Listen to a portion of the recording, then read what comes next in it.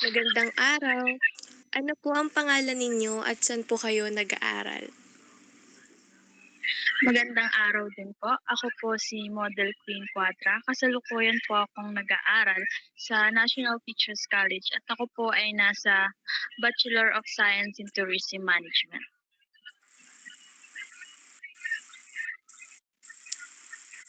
Ilang taon na po kayo sa inyong kursong kinuha at anong taon po kayo ngayon?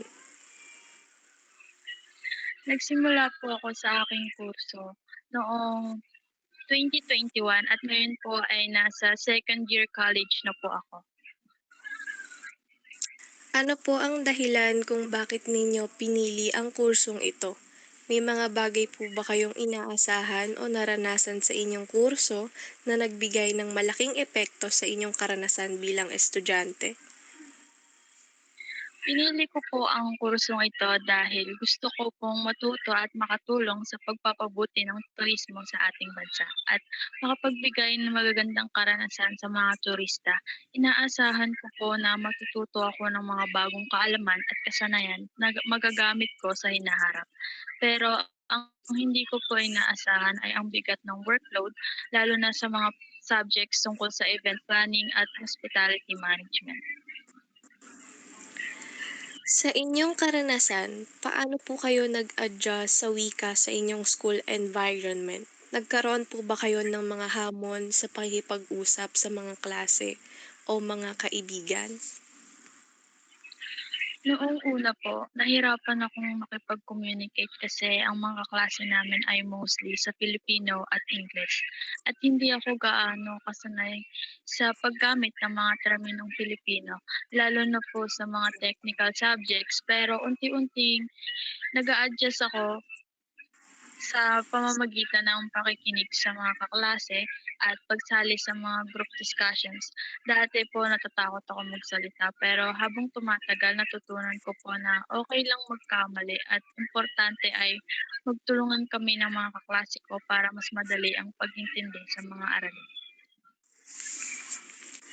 Ano po ang mga paraan na ginawa ninyo upang mapabuti ang inyong kasanayan sa wika ng inyong pinagtatrabahuhan? Para po mapabuti ang kasanayan ko sa wika, naghanap ako ng mga paraan upang makipag-practice tulad ng pag-aaral ng mga bagong salita at expressions. Kasama na po dito ang pagbabasa ng mga artikulo, panonood ng mga Filipino films at nakikipag-usap sa mga kaibigan ko sa Filipino, lalo na po ang mga lokal na estudyante.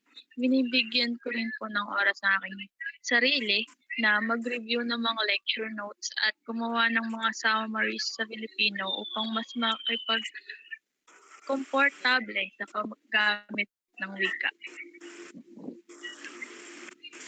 May mga pagkakataon po ba na nahirapan kayong makipag-communicate dahil sa language barrier?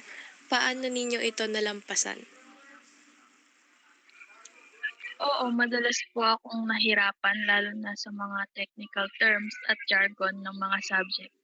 Minsan hindi ko po agad maintindihan kung paano ipaliwanag ang mga konsepto sa klase. Pero ang ginawa ko po ay humingi ng tulong sa mga professors at mga kakurso ko. Kung may hindi po ako naintindihan, nagtatanong ako sa kanila ng malinaw at hindi po sila nagdalawang isip na magbigay ng mga halimbawa para mas madali kong maintindihan. Ano po ang pinakamalaking cultural difference na napansin ninyo nang mag-aral kayo dito sa Metro Manila? Paano po ninyo ito in-adjust? Isa sa mga pinakamalaking cultural differences po ay ang pagiging mas mabilis at mas oras-oras ang takbo ng buhay dito sa Metro Manila. Dati po sanay ako sa tahimik na buhay sa probinsya, pero dito mabilis po ang lahat. Mabilis ang mga tao, mabilis ang transportasyon, pati na rin po sa klase. Sa simula medyo nakakapagod at nakaka-stress pero nag-adjust po ako sa pamamagitan ng pagiging mas organisado at planado sa oras ko. May mga pagkakataon po ba na nahirapan kayong mag-adjust sa mga kaugalian at pamumuhay ng mga lokal na estudyante dito sa Metro Manila o sa inyong school environment? Oo, may mga pagkakataon po. Halimbawa po sa aming school, karaniwan ang magkape at mag-hangout sa mga kanto pagkatapos ng klase. Sa probinsya po kasi namin hindi po ganito. At wala akong gaanong pagkakataon na makihalubilo sa mga gantong klaseng social activities. Pero natutunan ko po na mag-adjust sa gantong kultura sa pamamagitan ng pag-try na makisalamuha sa kanila. Tinulungan din po ako ng mga kaibigan ko na ipaliwanag ang mga bagay-bagay na bago sa akin. Puwede po ba ninyong ibahagi ang ilan sa mga bagay na natutunan ninyo mula sa iba't ibang kultura sa inyong paaralan? Natutunan ko po na importante ang pagiging open-minded at pagrespeto sa iba't ibang pananaw at ugali. Halimbawa po sa mga group projects, nakikita ko po kung paano nagkaroon ng iba't ibang approaches ang bawat isa sa pag-solve ng mga problema. Natutunan ko po na hindi lahat ng tao ay pare-pareho ng pag-iisip, kaya kailangan mag-adjust at mag-collaborate ng maayos. Paano po kayo nakipag-ugnayan sa inyong mga kaklase at mga guro? Nagkaroon po ba kayo ng mga hindi pagkakaintindihan sa kanilang mga expectations o sistema ng pagtuturo? Sa una po, mahirap makipag-ugnayan sa mga guro kasi iba po ang kanilang sistema ng pagtuturo. Dito po maraming activity at collaboration na ginagawa sa klase, kaya minsan mahirap mag-adjust. Pero tinulungan po ako ng mga guro sa pamamagitan ng pagbibigay ng klarong expectations at guidelines. Pati po sa mga kaklase ko, nagkaroon kami ng open communication para magtulungan sa mga activities. Sa pakiramdam po ninyo, ano ang pinakamahalaga sa pakikisalamuha sa mga tao mula sa ibang kultura, lalo na sa isang school setting? Para po sa akin ang pinakamahalaga ay ang pagpapakita ng respeto at pagiging bukas sa iba't ibang kultura.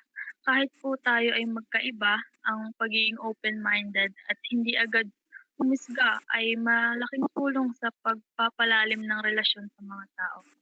Kailangan po ng pagtutulungan at pag-unawa para maging magaan ang pakikisalamuha, lalo na po sa isang school environment na punong-puno ng iba't ibang lahi at kultura. Ano po ang mga payo ninyo sa mga estudyanteng nais mag-aral sa isang lugar na may ibang kultura o wika mula sa kanilang sariling komunidad? Ang mahalaga po ay maging bukas sa pagbabago at huwag matakot na magtanong, huwag po silang matakot na magkamali o mawalan ng kumpiyansa sa sarili. Ang adjustment po ay hindi madali, pero unti-unti magiging mas magaan. Dapat po ay maging handa silang matuto at mag-adjust sa mga bagong bagay at maghanap ng mga pagkakataon na matulungan sila ng kanilang mga kaibigan o guro. Kung bibigyan po kayo ng pagkakataon na baguhin ang isang bagay tungkol sa inyong karanasan sa adjustment, ano po iyon at bakit? Kung bibigyan po ako ng pagkakataon, sana po ay mas naunang natutunan ko kung paano mag-manage ng aking oras at stress. Sa unang taon ko po, medyo nahirapan ako dahil sa dami ng pagbabago kaya naging stressful. Siguro po kung mas na-plan ko ng mga gawain ko kung ng mas maaga, mas madali sana ang adjustment ko sa bagong school life at kultura. Maraming salamat po sa inyong oras at sa mga pagbabahagi ng inyong mga karanasan. Ang inyong mga sagot ay magbibigay ng malaking tulong sa mga estudyanteng nais mag-adjust sa bagong kapaligiran. Bago po tayo magtapos, may nais po ba kayong idagdag ng mga karanasan o mensahe na gusto ninyong sanang iparating sa ibang mga estudyante? Wala na po. Maraming salamat din po sa pagkakataon na magbahagi ng aking mga karanasan. Sana po ay makapagbigay ako ng inspirasyon sa ibang mga estudyante na nag-a-adjust din sa bagong kapaligiran. Maraming salamat po ulit. Naway magpatuloy po ang inyong pag-aaral at magkaroon po kayo ng magagandang karanasan sa inyong landas. Salamat po at ingat. Ang mga karanasan ng interviewee ay nagpapakita ng mga hamon at tagumpay na dulot ng pag-a-adjust sa isang bagong wika, kultura at social na kapaligiran. Bagamat nahirapan siya sa simula, lalo na sa wika at sa mabilis na takbo ng buhay sa Metro Manila. Natutunan niyang mag-adjust sa pamamagitan ng pagiging bukas sa mga bagong karanasan, paghahanap ng tulong mula sa guro at mga kaibigan, at pagiging proactive sa pag-aaral. Ipinakita ng interviewee na mahalaga ang komunikasyon, open-mindedness, at pagiging flexible sa pagharap ng mga hamon ng adjustment. Ang pagiging bukas sa pagtatanong at ang pagrespeto sa kultura ng iba ay nakatulong upang mapadali ang kanyang pag-adapt sa bagong kapaligiran. Ang mga payo ng interviewee tulad ng pagiging proactive at pagkakaroon ng malasakit sa sarili ay mahalaga para sa mga estudyanteng nakakaranas ng parehong pagbabago. Sa kabuuan, ang karanasan niya ay isang magandang halimbawa ng kung paano malalampasan ang mga pagsubok at maging matagumpay sa isang bagong kapaligiran.